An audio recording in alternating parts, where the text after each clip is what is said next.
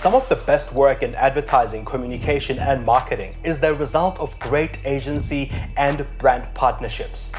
What makes some of the best working relationships between brands and their creative teams? Why do some collaborations work effectively while others lead to uninspiring work? In this episode, we are joined by Colin Makhubela, a multi-award winning executive creative director who cut his teeth as a copywriter and strategist for brands like Nike, First National Bank, Lucozade, and many others. He honed his skills at some of the leading local and multinational agencies including Ogilvy and Mather, JWT, DDB South Africa, and a host of other leading multi-award winning agencies. Colin is currently helping to build an integrated creative communications framework at McDonald South Africa's leading boutique agency, Pacinamix. We discuss his experiences on what makes some of the best brand and agency collaborations, having gone from working with Nike and other brands, then switching roles between brands and agencies. He mentions trust as one of the key issues between brands and their agencies. The pitching model for agencies also comes up and may need to be reconsidered if brands want communication work that delivers the greatest impact. He also highlights bringing the lived experience into brand messaging. Why do some brand and agency teams stand out in their brand communication? What helps to make global brands locally relevant and entrenched in various markets in a way that makes them part of the local culture and vocabulary? This episode explores some of the answers and creative solutions to some of these and other questions. But then I love what you said by expanding it to say data in isolation is not the whole picture. It's a habit, right? People are not habits. People can change their habits on any given day if their motivations, needs, and wants change. It just gives you so much of a fuller picture. And in most cases, the agencies tend to come with that breadth of scope for the consumer in a way that the data in itself doesn't reveal. And there's a reason for that. Welcome to The Lead Creative, where we talk to the creative minds behind some of the leading brands, businesses, organizations, and top ideas that we all love. Our chats range from building brands, conceptualizing new products, strategy, and building businesses. I'm your host, Mongezi Mtati. Colin, it's great to have you on The Lead Creative as our lead creative on this episode. Word, finally got you, man. You finally opened some of my emails, trolling you to get me on the show. No, you are the busy creative mind who's changing the world out there, So Colin, just to kick off the conversation, you've been both on the brand and agency side across various creative teams, and I've mentioned some in the beginning just now. What makes these brand and agency collaborations work in your view? Thank you again for having me here. Good question. In fact, that question is more elusive than most people suspect, because it's a pursuit most of us, are driven by, but don't feel we've arrived at yet. I mean, just judging from my experience, which is literally a speck of dust in the face of the cosmos. I mean, if I had to use my tenure at Nike around the time we worked on Nike Run Josie, it was really the client being able to step back and trust the agency as the experts in their field, to lead the charge on trying to find a solution that would bode well for their brand, because the frustration tends to come from being hired to render a service, but being given, being managed with kid gloves. Either, you get, they call it analysis, paralysis by analysis, where everything is subjected to asinine scrutiny, or there's almost, you're not allowed to literally bring your free thinking, your agility, your out-of-the-box thinking. You put in this box wherefrom you need to originate all these great solutions and still get subjected to being marked on whether you hit the KPI or not. So it's quite contradictory. So in my experience, I find that when the agencies are given free rein, to boldly go where no other agency has gone before to find the solutions, it tends to work well. I'll go back to that. I mean, you mentioned a lot of important things there, one of them being trust. And I want to go back to the trust thing in a moment. The brand you're referring to here is Nike, and Nike is known to, push the envelope across the globe, not just in South Africa, not just with Josie. And Run Josie was one of those iconic runs, or at least iconic events that occurred on the Johannesburg calendar at the time that it did. Does it take a certain kind of brand, or does this work across any and all brands? I mean, I know it's a fairly obvious-ish question, but not really. Does it really work across all brands, or does it take a brand like Nike to lead the charge? For me, I think it's not an inherent Nike best practice. I just think Nike is more, one of the more progressive brands, But I mean, if you look at the work that Unilever puts out globally, yes, and I know I don't want to make this a local versus global, many brands globally pioneer the Nike method, and Nike themselves are not the leaders in that style. It's just that locally, we're still trying to have a more progressive, agency client model, where it's more of a partnership than just service provider, production or execution based. So when you allow to think, because I say to my teams, our biggest commodity is our thoughts, our lived experiences, because anybody can do a lockup, anybody can write a headline. Maybe some do it better than others, but being able to pioneer solutions, think, and literally help the brand find its feet and its voice, in a way that it hasn't been able to, that's something that a liberated agency or client agency partnership is able to garner. Yeah, so it's trust. It's yes, and it's just that horizontal, way of relating to each other, without it feeling like the client is holding a wooden cane or ruler, which they're going to whack you with if you don't do the right job. I think it's more partnership than anything else, because clients have got the IP, they've got the strat, they've got the data. That is their strength, but we then can liberate that data so that it becomes insightful, to the kind of stories that we're trying to tell, in a way that the brand can't.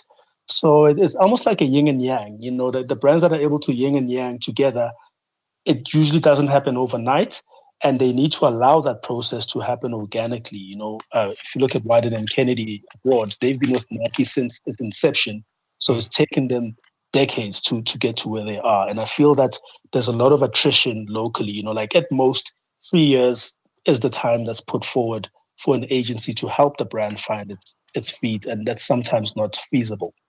And where's that line, the partnership line? Like, how do you get to that point where it's a partnership between the brand and the agency, or a partnership between a creative team and the brand? Because more often than not, the brand feels that they know themselves a lot better than a creative team. And the creative team comes in with insights that, of course, should be trusted to execute on a plan that the brand themselves want to live up to, or at least a promise that they want to live up to as a brand.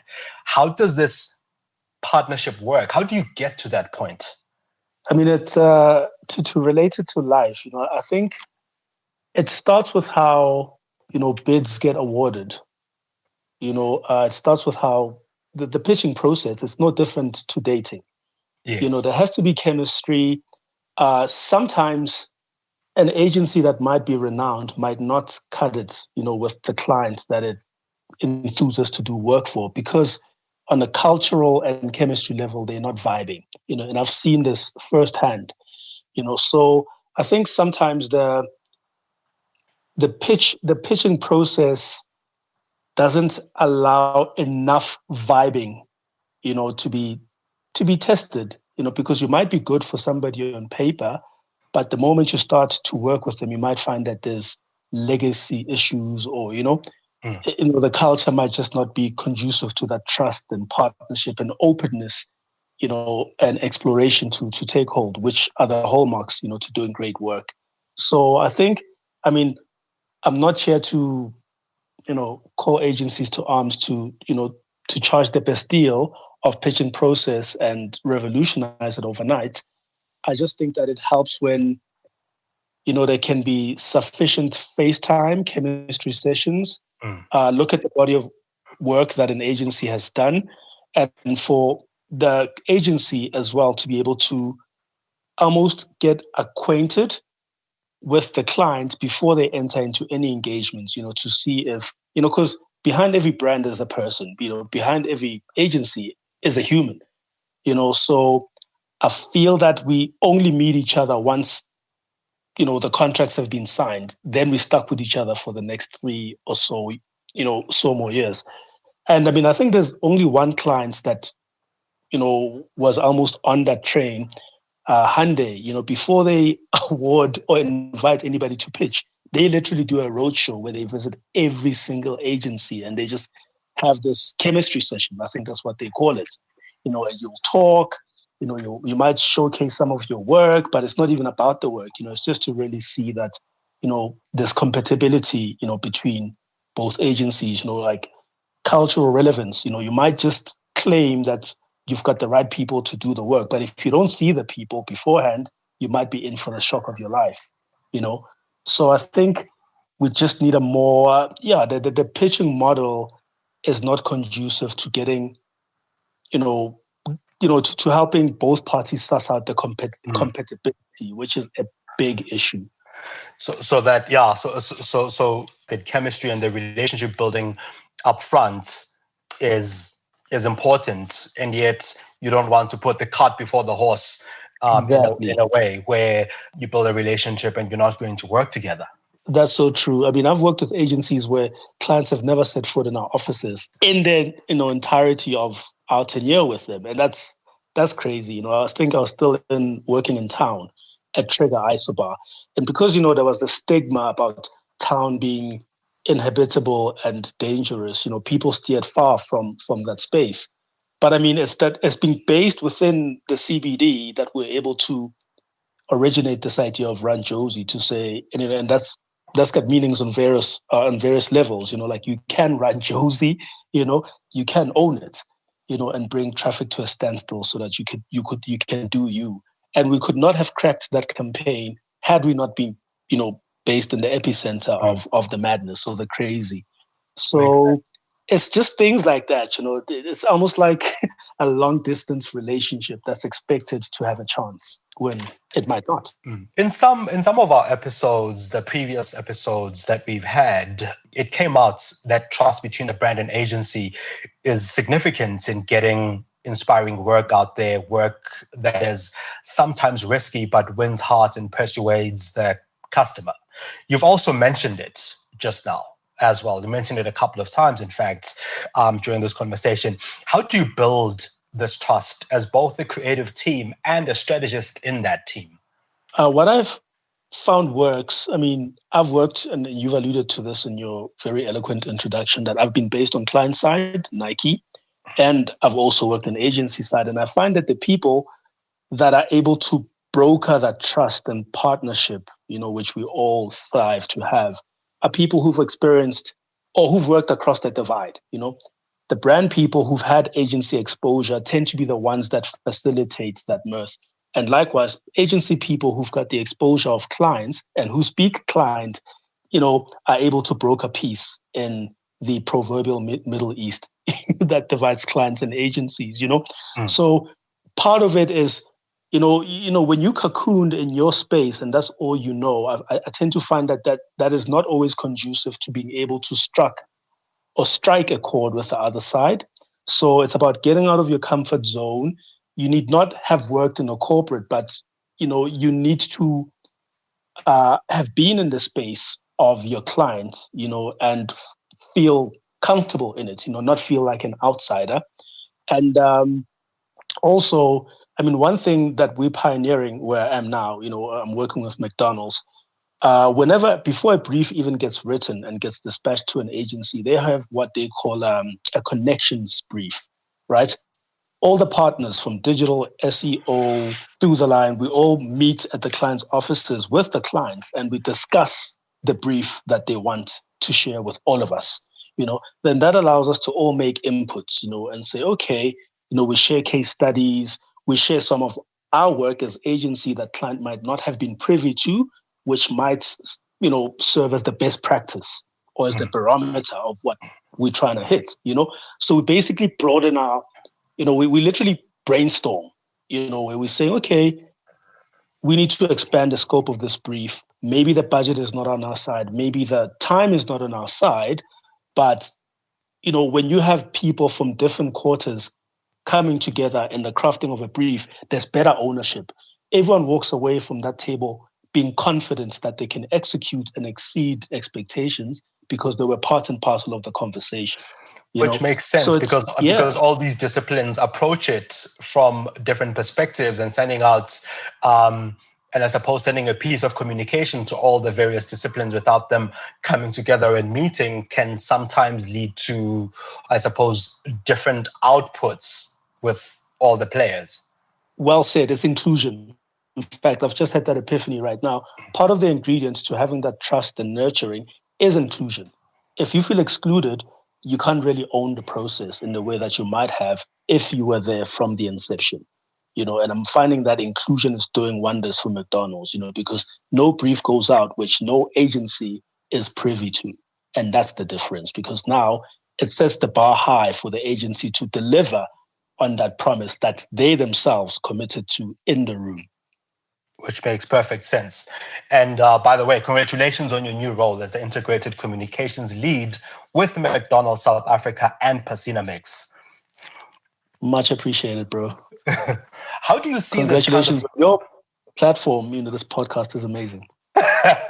Thank you. Thank you very much for your kind words. How do you see this kind of partnership shaping brand communication for a brand like McDonald's? For instance, the fact that, there is this more integrated approach, this approach that kind of starts from within the brand very closely with all the players. If you're enjoying The Lead Creative, please take a moment to share this episode with your network. Please hit subscribe or follow this podcast to get our latest episodes. Enjoy the show. All right. So for me, it's I think for a brand like McDonald's, if I understood you correctly, it's more imperative for them, to drive the agenda of inclusion because they're a global brand, right? They're up against, maybe not a KFC because that's also technically global, but they've had more time to entrench themselves to the local market to the point where they're not perceived as outsiders. But McDonald's, in our competitor analyses, it's still, it's still not the people's brand that it endeavors to be, and we're all full aware of that. Right, it's still not a chicken licking, right? The chicken licking voice, story, heritage, it's part and parcel of the people that it tries to serve. So where maybe a self-aware brand, a confident, locally entrenched brand like Chicken Licking might not need to get as partners as intimately in their space as it might have, for McDonald's is important because for them to really be accepted to form part of the psyche of the local consumer as an outside brand that only got to these shows in 95, you can't rely on your own people. You have to get that outside influence, people who've worked on a Chicken Licking, people who've worked on a mainstay South African brand to try help it not lose itself in the process of trying to connect with its consumers. So connections briefs really become important because we almost can help the brand to immerse itself better, but without also seeming disingenuous. Or trust is not just a means of exchange between agency and agents and clients. Mm-hmm. Trust is also the currency between customers and brand.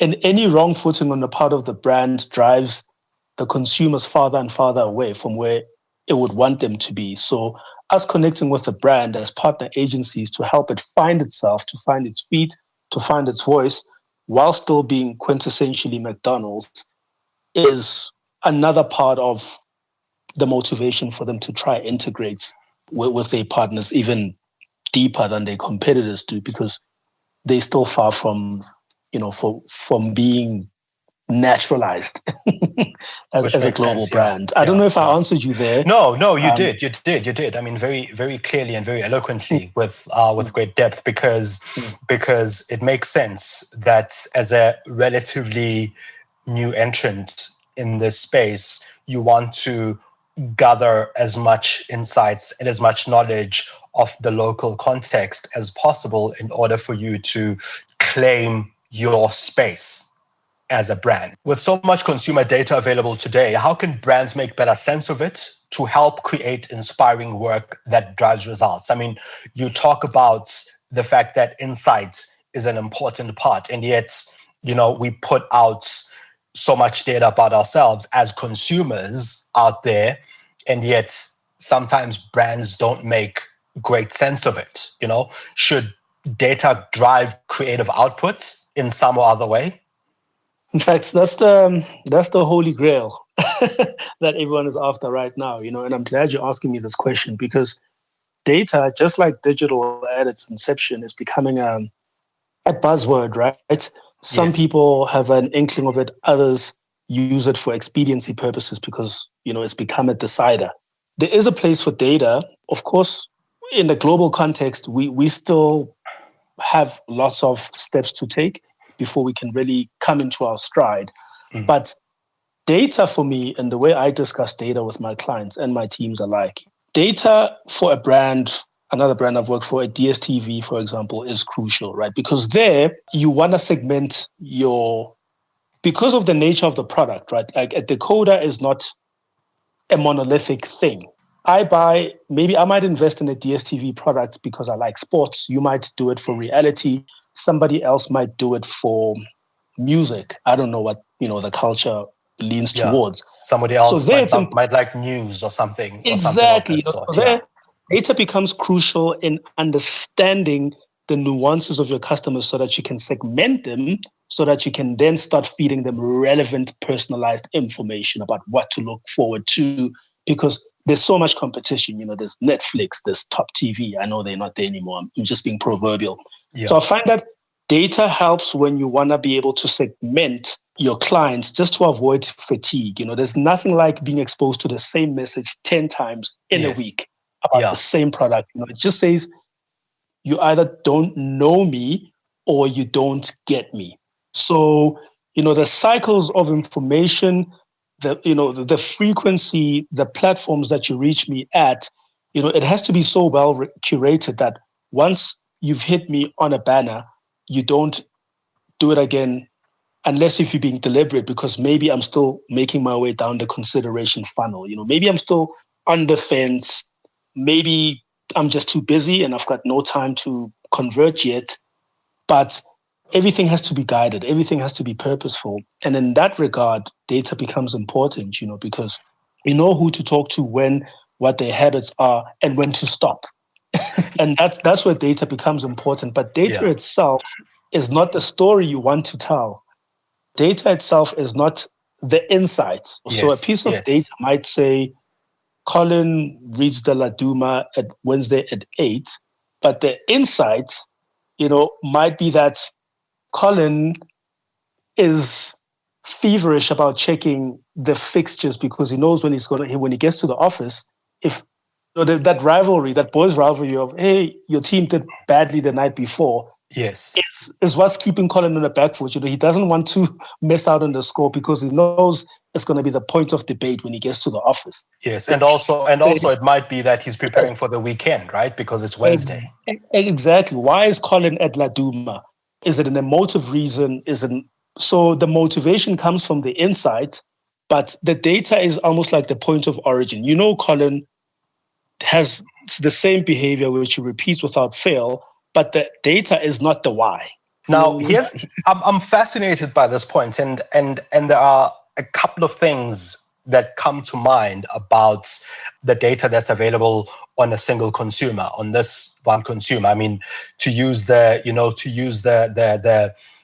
subscription TV model, for instance, should the brand be studying data on what the person consumes out of their channels, or should they also be looking at what the person tells them across digital platforms so that they have added insight on this individual so that they serve them better content? Or is it studying data from a single aspect, like from the aspect of what I consume, what channels I kind of consume, from a DStv, to use that example?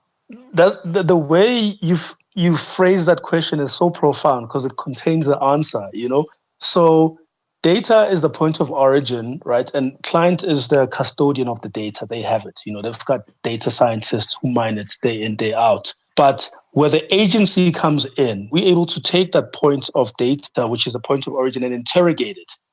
All right. So we interrogate the why. Why is this guy so obsessed with the fixtures, of his rivalry plays a big point in that. That's an insight, right? That's outside of the base data, but it's inferred. But then I love what you said by expanding it to say data in isolation is not the whole picture. It's a habit, right? People are not habits. People can change their habits on any given day if their motivations, needs, and wants change. So when you look at the entirety of the person's belonging to, because we live on social media, right? We live online. When you're able to now piece the pieces together, to say, oh, Colin, part of vocal member of Black Twitter, always the first to talk about Sunday TV, to talk about our perfect wedding. It just gives you so much of a fuller picture. And in most cases, the agencies tend to come with that breadth of a scope for the consumer in a way that the data in itself doesn't reveal. And there's a reason for that. DStv only has my user data, where if you do an immersion of my online behavior, the agency having more than one client to deal with, you'll find that you get a better picture of the consumer if you look at them from different brand lenses. Colin, who has DStv, also runs with Nike, also uses Domestos, also goes to Global Citizen. The Yes. agency has that broad, because we just don't serve one agency. We're able to track you across our different spheres of the clients we serve, and that's where we're able to bring the fullness of the consumer to corroborate with the data or not. So we're able to explode the data because our dealings with different clients help us paint a better picture of who this consumer is from different touch points and so forth. Has it made your job better as a creative mind, as a strategist, as somebody who's involved with brands over the past, call it, say, 10 years, with the more data that you get on a consumer? Or has it improved things? Has it changed things? Because one of the things that we are realizing, or at least I'm realizing, and you also see this across Twitter by the number of people who are agitated by certain brands, that even though there's all this data, we still get it wrong. So does it make your work as a creative mind better, worse, more effective, or less effective? I don't think, data in itself is not bad, right? Sure. How many atoms are there in the universe? It's infinitesimal, but not all of those atoms are parts of stars and planetary bodies and, galaxies. So data helps when you're trying to do a deep dive, Sure. So I know who I'm selling cakes to. I've defined it. Yeah. But maybe Colin used to be a Jordan head and now he's an Air Force One head. The data gives me that crispness, but the data in itself is never the full portrait of the person I'm trying to talk to. So I find that data helps me when I'm trying to segment, when I'm trying to bring in nuance. Yes. And sometimes as a point of corroboration to say, we understand why this guy subscribes to this newspaper because he's also part of this political party and he visits his mom every Sunday. You're able to, data allows you to join the dots. Exactly. If you've got a good strategic framework. It's not the insight. Sometimes you take data to be the insight, pieces of isn't it?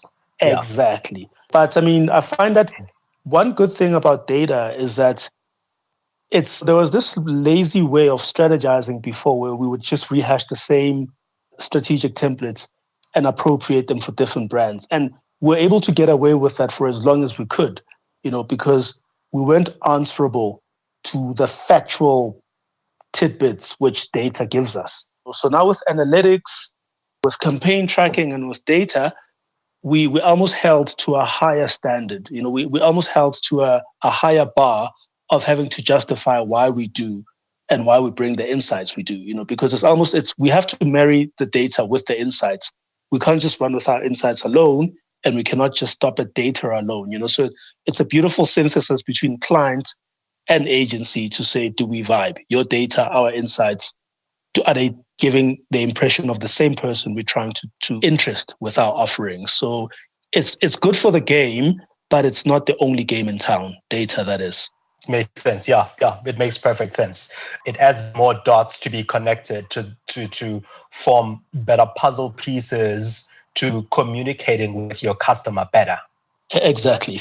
So just to change course slightly, because we are faced with this pandemic at the moment, and due to social distancing, you and I are better off not in the same room, and that's why we're doing this online as we are today. So in a way to turn things around slightly, according to the Accenture COVID-19 Consumer Research Report, most consumers prioritize basic needs in their shopping baskets at the moment.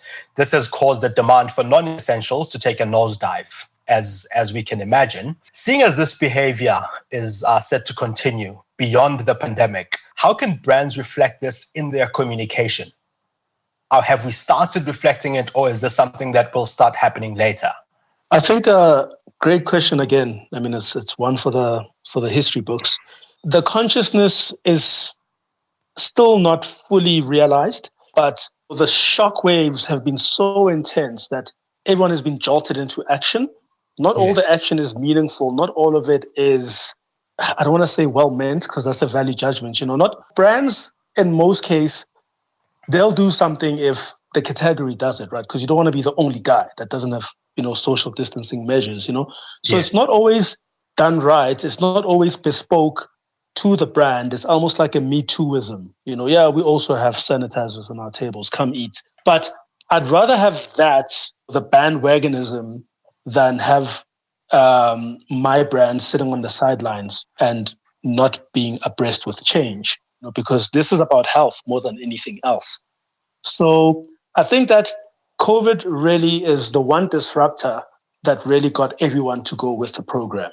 And that can only bode well for consumers. I think the differentiator is going to be in how brands are now going to purpose build their service offering with COVID in mind, right? And I'll make you an example. I mean, I dine a lot. My wife is a foodie. Yes. A lot of restaurant architecture is not conducive for COVID, right? There's so much wastage, like you have to skip every alternating table. But the architects, the interior designers of the new normal, will be able to design with that in mind.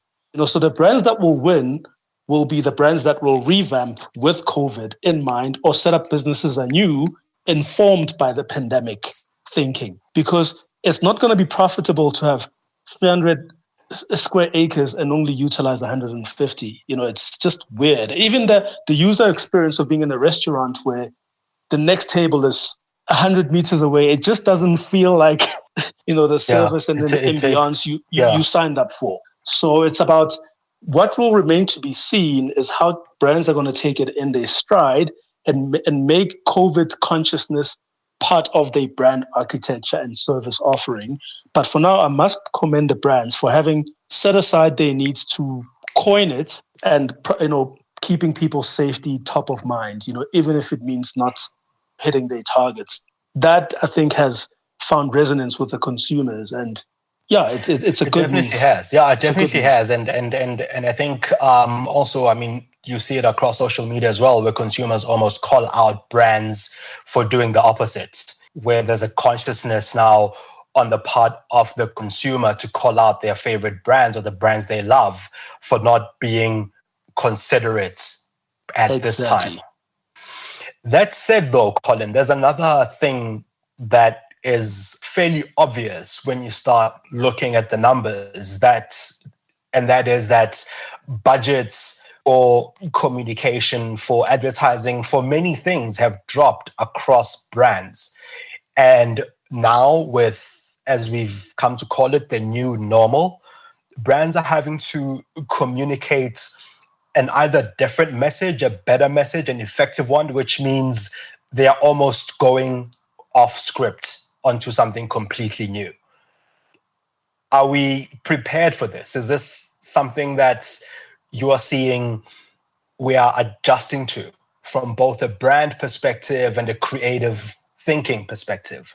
I mean, even with my day-to-day, dealings with the client and my teams, we normally start the year off with a set calendar that defines the run of show for the entire year. And sometimes collateral has already been spent on and been curated and been stored away in warehouses for a time when it will be required for, miscellaneous through-the-line campaigns. So when this COVID came into view, it literally was a disruptor. I mean, I was just musing, and maybe it's a tad morbid with my CEO to say, everyone talks about wanting to disrupt the market, the category, but everyone could pull leaf out of COVID-19. Maybe that's a bit too harsh, but the profundity in that is to say COVID was no respecter of anybody's 12-month, 24-month plan or rollout. And the good that's coming out of it, is to say, if you're going to plan your campaign 12 months in advance, how respectful are you of the month-to-month changes, disruptions that you might need to respond with agility to? So what's come out is that we are not as agile as we thought we were as agencies. Brands are not as agile in their thinking and service offering as they thought, because we're very We're also very seasonal, isn't it? Like you prepare for spring, you prepare for winter, for summer. Exactly. And this is done years in advance. I mean, if in January I'm talking about a December campaign, how in touch am I? Unless if you endowed with the powers of prophecy, you can really meet the need, because now all our plans are being rendered redundant. We've had to go back to the drawing board. That's why no one is sleeping. That's why there aren't any budgets to be obtained, because we've bought media in advance. And most of the media we've bought has come to waste because no one drove past my out of home. No one drove past my mural in Soweto because everyone was staying inside. Everyone was staying safe. It's like, oh, wow, that budget could have helped in my agile interventions, online, digital, experiential, had I made accommodation for that. So there's nothing wrong with being prudent and having foresight, but there's a lot to be said about being agile. Maybe that model doesn't work. Maybe always not to be responsive, but maybe we ought to let the forecasting needs to be an ongoing thing as opposed to something that's set in place in Jan, then it's just autopilot till December. I find that worked against us and it hit us sorely. Colin, thank you very much for making the time. That is Colin Makhubela, the Executive Creative Director at Pacinamix, currently working a lot with McDonald's. Colin, I got a lot out of that. As a matter of fact, one of the things that I got out of that sticks out, which you ended off with, is that as much as we talk about this new normal, agility and making disruption our normal is actually that normal. And we need to adjust to it as we go. And brands need to also prepare for that and almost not plan a year in advance for a campaign, because that can put you out of touch. And COVID has proven that to all of us. Man, I couldn't have summed it better myself. Well-rounded, well-rounded. It's been fun. This has been so insightful. And thank you for having me here. I can't wait to tune into more episodes like this one featuring other industry leaders. Thank you very much for the opportunity. Thank you. Thanks, Colin. Thank you for listening to The Lead Creative. Did you get one insight that's worth sharing from this episode? Please share it with a friend or anyone who might like it. Pop me some of your ideas and innovative finds on Twitter @Mongezi. This podcast is available on Spotify, Stitcher, Google, Apple, or wherever you listen to your podcasts. This podcast is also hosted on iafrican.com/radio. You can find me and more of my content on mongezi.com.